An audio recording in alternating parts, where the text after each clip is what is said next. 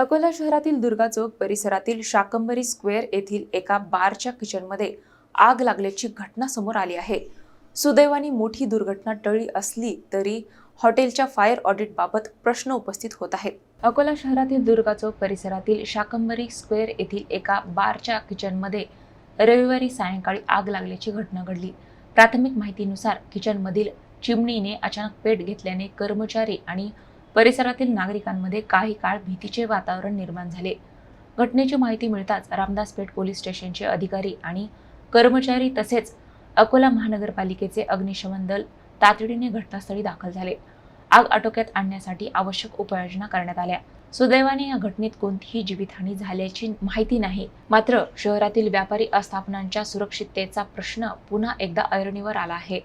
संबंधित हॉटेलचे fire audit झाले होते का की नाही, तसेच अग्निसुरक्षा नियमांचे पालन करण्यात आले होते का, याबाबत चर्चा सुरू असून प्रशासनाकडून पुढील तपास केला जाण्याची शक्यता आहे।